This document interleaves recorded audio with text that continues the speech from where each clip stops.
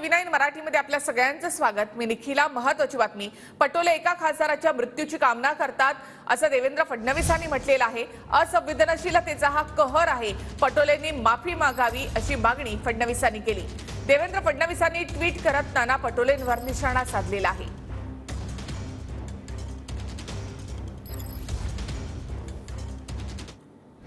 दोन 2014 ते 2017 आणि त्या काळामध्ये जेव्हा नोटबंदी आणि जीएसटी आली त्यावेळेस मी स्वतः नरेंद्र मोदींचा समोर विरोध केला।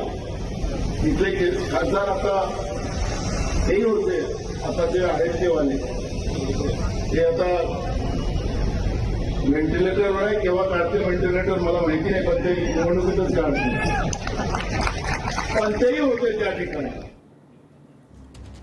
तर देवेंद्र फडणवीसांनी याचमध्ये ट्विट करत नाना पटोले यांच्याकडे माफीची मागणी केली आहे। काँग्रेस दिल्लीमध्ये न्यायपत्र जाहीर करतो, दुसरीकडे प्रदेशाध्यक्ष पटोले सभेमध्ये एका खासदाराच्या मृत्यूची कामना करतात।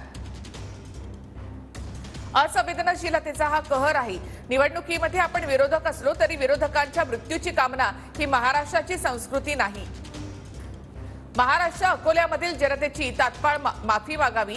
खासदार संजय धोत्रेंना दीर्घायुष्य लाभावं अशी ईश्वरचरणी प्रार्थना करतो।